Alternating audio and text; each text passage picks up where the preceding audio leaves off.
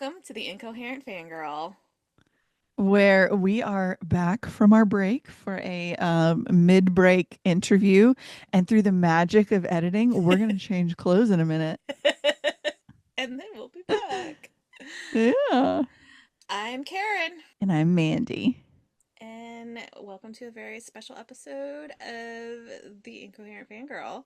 It's Uh, a mini-sode. It's a it's a, baby. it's just a little baby, and it's gonna be so much fun, and we're so excited for y'all to listen. So, without further ado,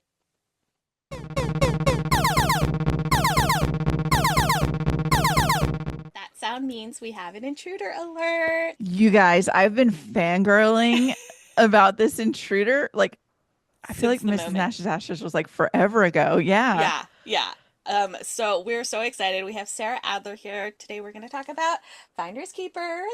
I'm so My excited. Kindle is dead because I did not know that I record a podcast every Thursday. Yes, very, very, very silly. It snuck up on you. This is news to me. Welcome, Sarah. Thank you so much for being here.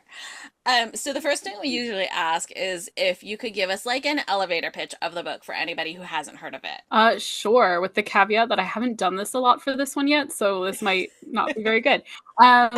So Finders Keepers is my estranged childhood best friends, to enemies, to lovers, um, treasure hunt rom-com. And it is basically about two 30-somethings who have kind of hit rock bottom in their personal and professional lives and find themselves living next to each other again as adults after 17 years of silence between them, and they decide to resume the hunt for the local treasure that tore them apart as teenagers. And as in all my books, chaos ensues.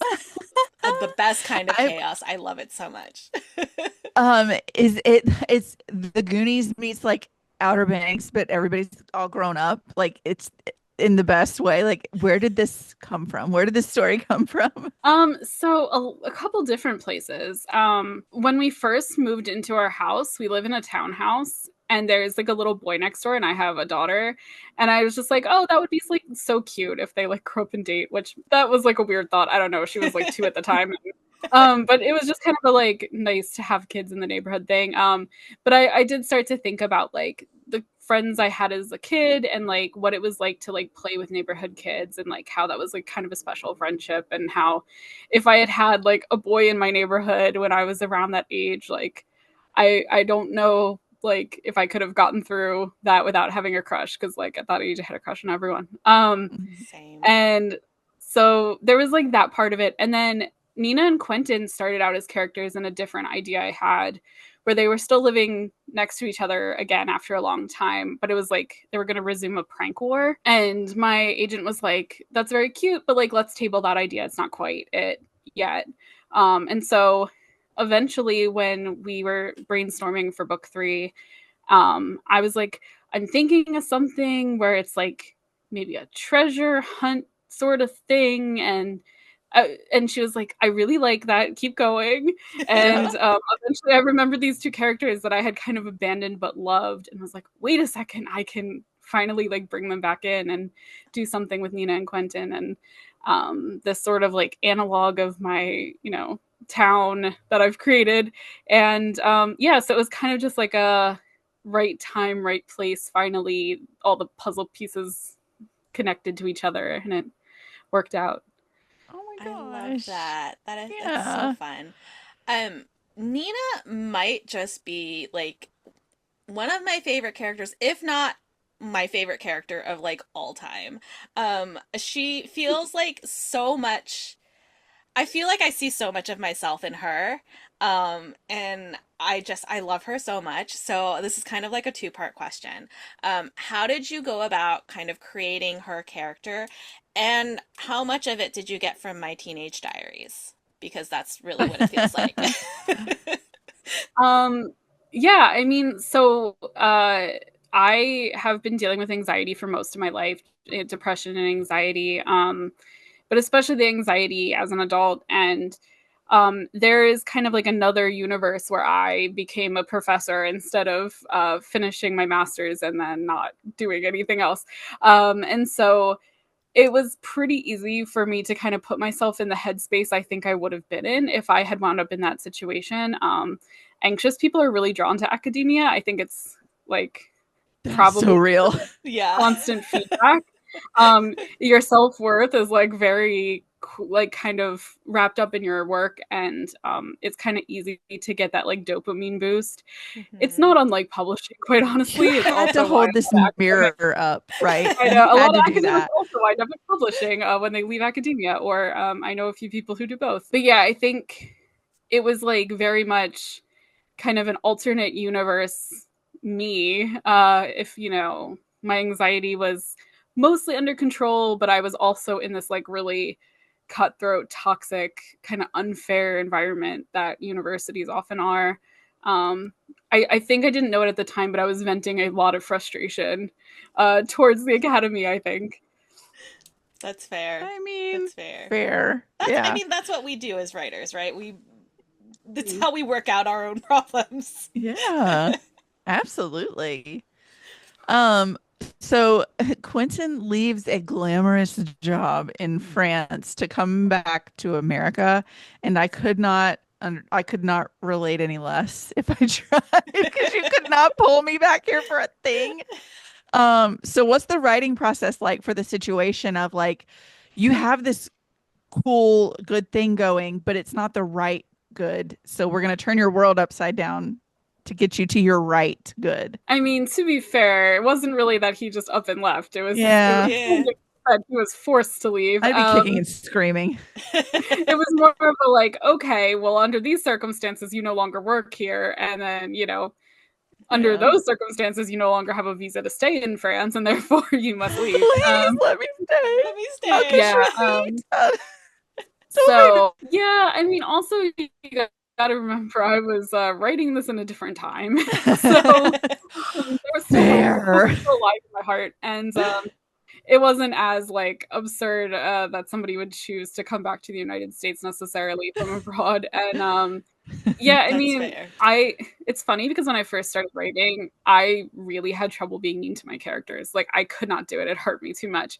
And now I'm just like, yeah, you have lost your boyfriend and your job and your apartment, and you have lost your fiance and your job and your like place in France, and you are now very Losers. sad and alone and not sure what's next. Enjoy. Like, and that didn't hurt me at all. It was more just like Oh, I am going to use you for my own devices now. And so that's been fun to see how I've grown as a writer. I've gotten more sadistic. I love that so much. oh God, I'm so scared for book four. Book Oh, four, oh no. book four. I will say I have never written such a pathetic man. But like I parentheses love a affect pathetic man. No, we love it. We love it. pathetic, affectionate. Yes. He is going through it and he is really struggling. But my editor says he's endearing, and I happen to agree. So yeah, book Oh four, no. I Chase. cannot wait. I think people are gonna like it. Oh, I love. He's much drier than Quentin, a much drier wit, lots of sarcasm. You're writing it for me. I love like the dry sense of humor, kind of sarcastic, but I like yearning, Eat it pining is up. my favorite. Like I Eat want it like up. yes, No I crumbs. want you to be pathetic. Please. Love it. Okay. So, I would like to know, this is just very selfishly, is there a recipe for this banana bread with the cookie butter swirl? Because I would like to have Um, it. yes, I've never made it myself because it involves too many steps and I'm too lazy right now to be doing that. Um, but it's actually I there was a bakery in my town owned by a woman from England named Liz. Shout out to Liz, if she happens to be listening to this. And she made her banana bread that way, and it was the best banana bread. It was my favorite, my daughter's favorite banana bread. Um, Sadly, she had to move back to England, so I don't know if they're still making. Somebody bought the bakery. I don't know if they're still using her recipe, but I did look it up, and there are recipes for it online that do seem to be the way she did it. So yeah, if you pretty much just Literally Google like the moment that cookie butter came up, I was like, I need to know. Like, I need to know if there's a specific recipe I need to look out for because that sounds amazing. I know yeah. that has like I really nothing to do with the whole entirety of the book, but I was like, oh my no God. no no. It definitely was like a shout out to her because originally it was like banana bread with chocolate chips. And then I was like, no, no, no. Banana bread with the cookie butter swirl. Shout out to Liz. I still like message with her sometimes. And I'm like, please, can you mail from like can you mail me those? Like Please. mail Oh, them. I I'll pay love. shipping so that Right. I don't have to actually make this. Oh, I love Oh my it. I gosh. love it. Oh, sorry. That is really That special. was very, very, very selfishly. I just really wanted to know. We always joke that like if there's a notable like food item in the book, we almost need a trigger warning so we know to have that food Right. Because because it's like you get yeah. hangry when you're like hearing it, reading it described. You're like, God I'm damn it, drooling I all want over this. myself.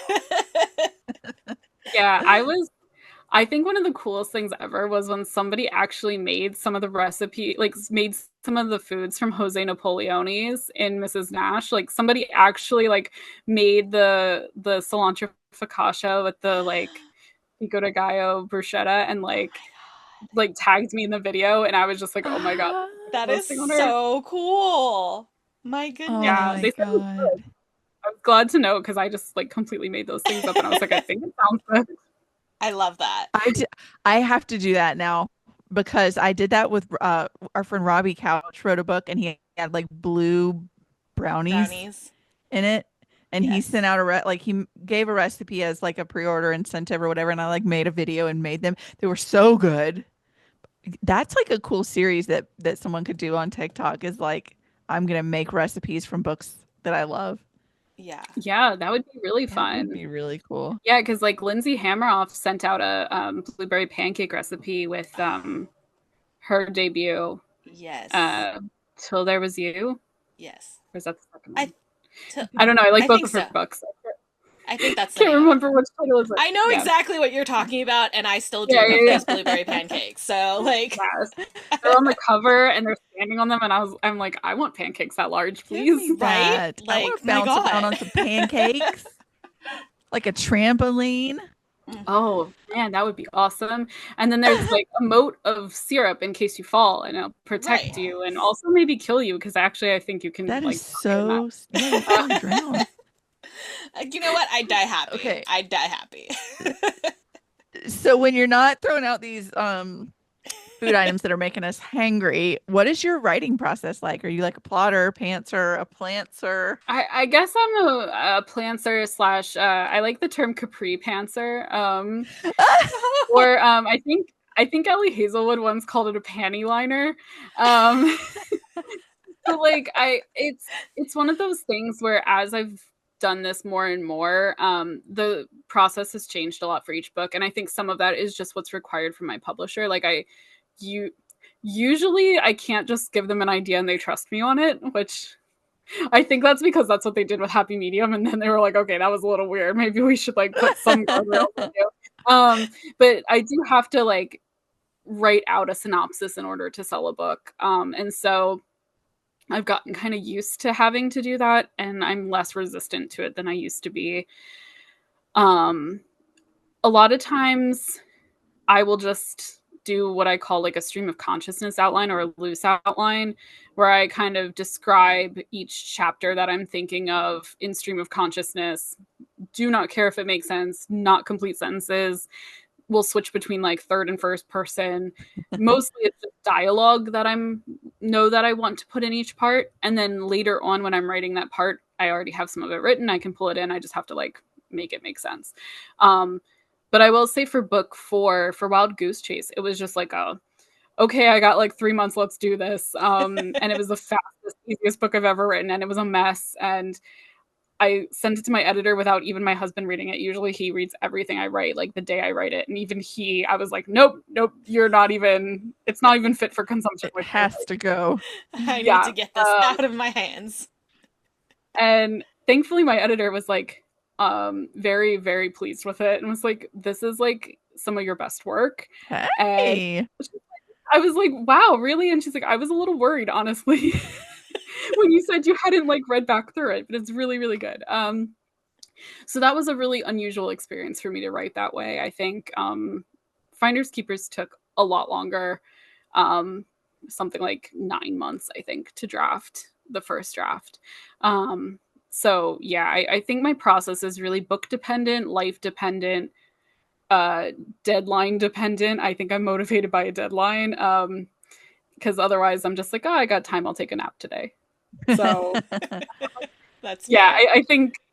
I think we finally have found the hack to my brain to get me to work quickly is like give me a deadline that's too tight and I'll make it and then some. So I love that though Oh my because I gosh. love hearing like how authors have to how their brains work essentially because it's like everybody's so different and it's just like it's nice getting a little peek behind the curtain. Like, Hmm. okay, this is fun.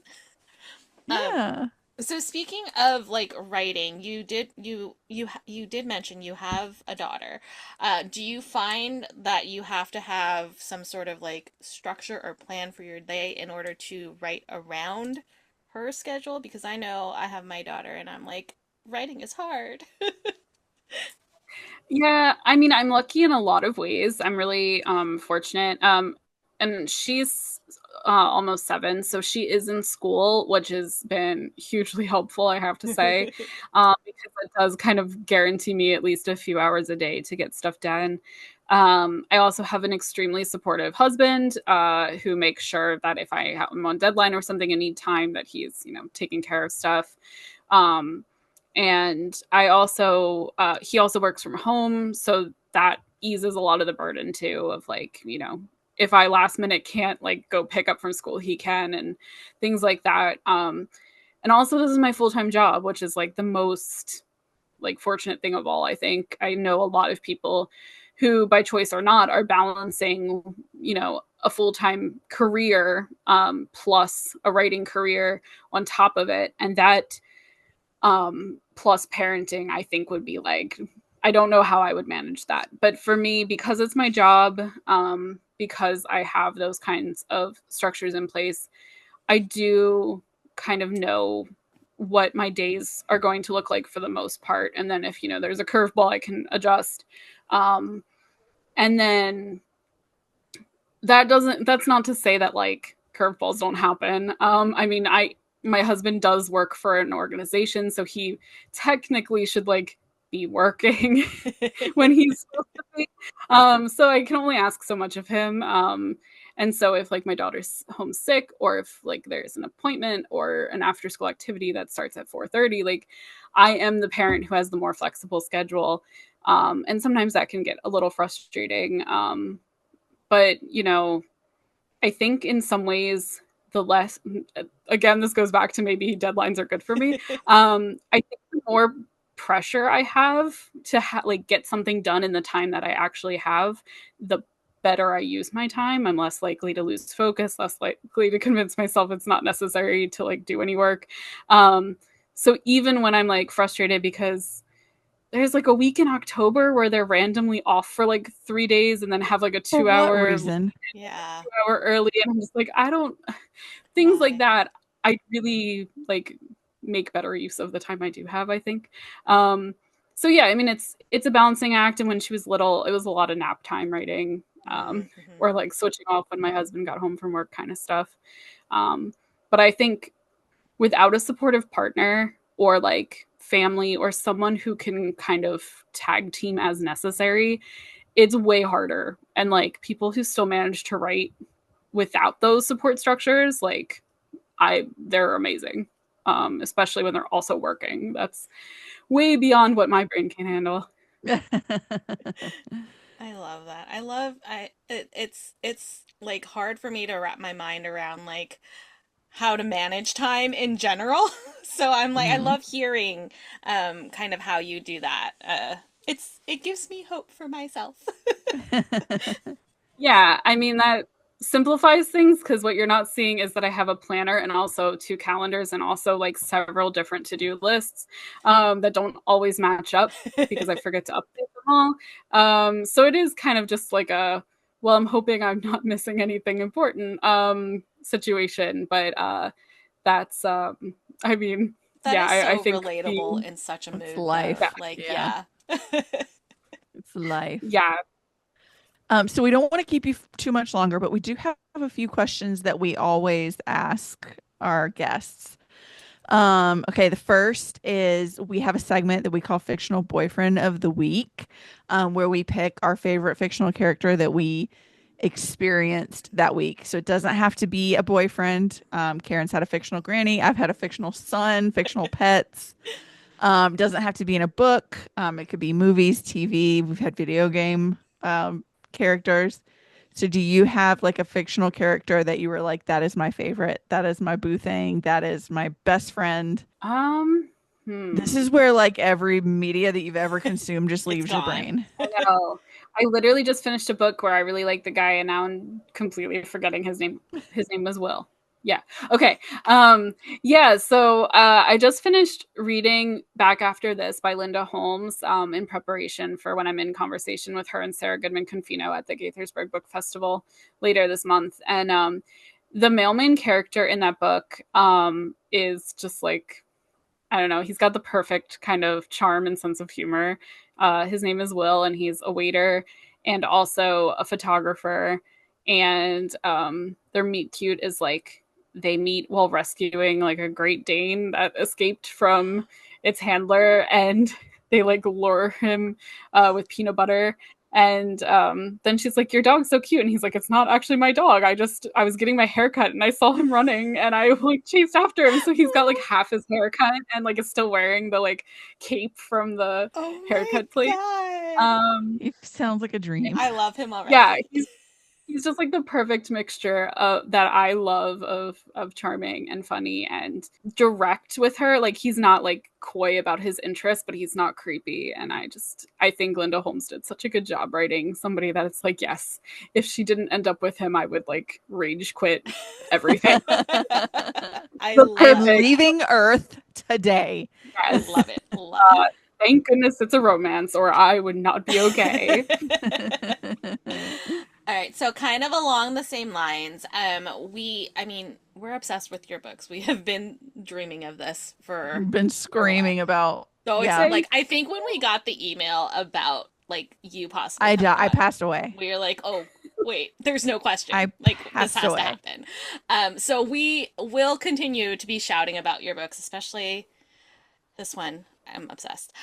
Anyways, but we want to know, like, what are you reading? What are you recommending? And it doesn't necessarily have to be like right now. If you have like an all-time favorite that you want to recommend, anything like that. I relatively recently read When the Tides Held the Moon by Vanessa Vita Kelly. It just came out, and I read an arc, and they are both a writer and an illustrator. And so there are really amazing Oh. illustrations within the book. But it takes place in the early 20th century in Coney Island at one of the amusement parks there, which like is catnip for my like history Yeah. master's degree. Um, and it's about like a young Puerto Rican man who basically accidentally joins this like sideshow and helps them steal a merman from the ocean. And he falls in love with the merman, and it's just I love it so much. It was like one of the best things I've Oh. ever read That in my life. sounds amazing. It's it's perfect. It has no right being as good as it is. Like it's unfair that they are able to both write and draw at like as well as they do. Like Can People you are one such just person, do show something? offs Yeah, with like how that. dare you? Can you Stay in your lane. just Pick a lane. My gosh. Oh, I love it. Um, okay, so you touched on it slightly, but book four, what are you allowed to tell us about what comes next? so it's been announced, so I'm allowed to tell you, I guess, almost anything I want. Gonna stop me really. No, it's called Wild Goose Chase. It is about sort of rival antique dealers who wind up with an illegal taxidermy goose that they then lose and have to go find again. Um, There's a lot about bird law. It literally starts with an excerpt of the Migratory Bird Treaty Act of You're my 1918. favorite. Wait, I love this. Why, like, this is a problem. And there's like a historical B plot with a female ornithologist in the early 20th century, and a newspaperman slash illustrator, um, which it's not to spoil anything, but that part takes place in a place you might be familiar with, Catoctin, Maryland, where there are little shout outs to Fountain and his seltzer company. And um, yeah, it's like I said, it's one of the fastest things I've ever written. And I love it so much. It's It's wacky. There's a mannequin warehouse. oh my gosh, it sounds like a blast. Like Yeah. I I'm mean, we already I'm so know that though. sold. Sold. I need it now. Oh So this is the part where we do have to give you a little yeah, bit of Karen's bad got bad news. news. But now that you have been on the podcast, you're actually legally obligated to come back for all future book releases. Nice. So sorry, Not not sorry. sorry. That's um, okay. but in the So we'll see meantime, you for book 4. we will see you for book four. I already know I love it. Like based on this premise alone, I'm like, this is the perfect book. Like, I'm sorry, it sounds amazing. I can't wait. But in the meantime, we will be telling everybody to go read Finders My dead Keepers. Kindle. By the time this episode actually airs, the book will be out, so you can go into a store Yay! and pick it up. And you should do that. And you should also pick up Sarah's other books because they're just as excellent.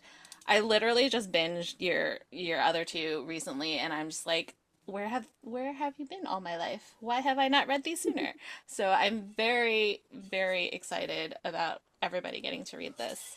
Thank you so much for hanging out with us, Sarah. This has been so much fun. Thank you. This has Thank been a you. It's been an blast. absolute pleasure. We All can't right. wait for everybody Well, to read it, and we can't wait for the next time. I know. We'll see you for book 4. Yay! Sounds good. All right, All right. We'll bye. talk to you soon. Bye. Bye. I love her. I love her. I love her. I love That her. I feels love like her. years in the making because I feel like I've talked about Mrs. Nash's Ashes like At least 2 years ago. at least 2 years At ago. at Yeah. least. At least. Yeah. Yeah. I That was crazy. that was so cool. I like seriously when you first talked about Mrs. Nash's Ashes, I was like, this book sounds amazing. And then I Yeah. read it and I was like, this book is amazing. This book is amazing. Yeah. And then I read Happy Medium and I'm like, oh my God, it gets better. And I now love Finders Keeper, her. I'm like, oh my God, it keeps getting better. Like, I love her. It's so good. Everybody go pick up her books, please. I beg of you. And if you're on Patreon, Oh, hello. Poochie's here begging for attention. Ah, love. He just wants love. Just some love. Just a little baby, that's all. He's just a baby. He's just a I baby. just take him to the vet today. Oh, Not a fan. 2 shots later, poor baby. he screamed and cried and tried to bite the needle. It was a whole mess. Oh no. Hi, baby. But he Oh, is healthy, no concerns. good. He's had some tummy issues, so they gave him some meds just to make sure that that gets knocked out. But He's all good. they were like, "We're a fan here," Yay. and he's got a tag, ladies and gents, and theys and thems. Love, love, love. So Love, he's love, love. official. He's Yay. official. He's officially a Purvis. He's a Purvis. This poor guy. No, he's got the best home. He does. He's got the best Purvis home. dogs have better lives than a lot of children. So Truer words have never been spoken. I mean, I would be George Bailey over being any kid on this earth right now. He goes on vacation. Oh He man. sleeps in a king size bed. He does what he wants. Love, love, love. Love, love, love. And now we're back in our original clothes for Patreon. What? The magic. How did they do that? We just Magic. snapped. I'm not gonna snap because if I snapped, Oh, our yeah. clothes would change back. Yeah. Weird. Yeah. Too much power in these hands. All right, friends. If you enjoyed this little mini-sode, please like, follow, and subscribe on whatever platform you're listening to us on. Follow us on social media. We are at The Incoherent Fangirl on all the things. You can visit our website, theincoherentfangirl.com, where you can also stream all our episodes as well as read our blog. And of course, you can subscribe to our Patreon for early access to podcast episodes, full video episodes, and bonus content. You can also, fun times, go do some shopping at our merch store, theincoherentfangirl.com/shop. Lots of cute stuff designed by Mandy over there. Mwah. And if you have any comments, questions, concerns, suggestions, design ideas you want to tell us that we're pretty, we will accept all of that in our inbox, theincoherentfangirl@gmail.com. We love hearing from y'all. Yes. And of course, one last way to support the podcast is to rate and review on whatever platform you're listening to us on. Please give us your words. We love We those. love your We're big words. fans, so do that. Yeah. She is at Mandy Perv on all the things. She's at Ms. Made in China on all the things. And once you followed us on social media and you followed the podcast on social media, you're going to go and do some self care because we love you and we want you to take care of yourself, okay? Yes. First stop, you're going to get some cute pins and artsy goodies from our friends at Here Comes the Nerd at herecomesthenerd.com. Use code FANGIRL and you'll get 20% off your first order. Look at you go. Then you're going to head to onceuponabookclub.com. We have 2 codes to choose from. They don't stack, but we love you no matter which one you choose. You can use either code Karin10 or Mandy10 for 10% off, but you have to spell Karin right or you're not going to get any summer break at Oh all, no, ever. that's awful. Sorry. Please spell my That name is right. awful. Yeah. Yeah. And then you're going to visit our friend Amber D. Lewis at amberdlewis.com because we love her and she writes us excellent, excellent books, which you Yeah. should add like 10 of to your cart because then you can use code FANGIRL10 and you'll get 10% off all 10 of them, which means mathematically one of them is free. So you're welcome. I mean, we just keep trying to tell you we're math wizards. Yeah. And then last but not least, you're going to go support the show husband on trying to say podcast. Support the show husband. You have 3 different ways to do it. You can go subscribe to streambeacontv.com, which is our new streaming platform, which is paranormal horror, true crime content. If you go to streambeacontv.com and use code fangirl10, you'll get 10% off. And you can follow at streambeacontv on all the things. Then you can go listen to and follow at Searchers Podcast on all the things, spooky stories. I'm there a lot. Um, it's a good time. And then you can also go follow at Searchers Believe on everything. That's the paranormal investigation group. And if you go to searchersbelieve.com/shop and get some Searchers merch designed by me, if you use code fangirl10, you'll get 10% off. And that Yay. is how you support the show husband and in turn me getting more books and stuff. So We support much this. obliged. We support this. And that is our That was short, a little bitty baby a sode. little baby episode of the Incoherent Fangirl. Again, we'll Thank see y'all in you. August. We love We you. love you. Bye. Bye. We are sponsored by our friends at Here Comes the Nerd. Pins, stickers, magnets, and more. Here Comes the Nerd has happy art for all fandom-loving hearts. New customers can use coupon code FANGIRL during checkout for 20% off their first order at herecomesthenerd.com. Coupon applies to ready-to-ship items only.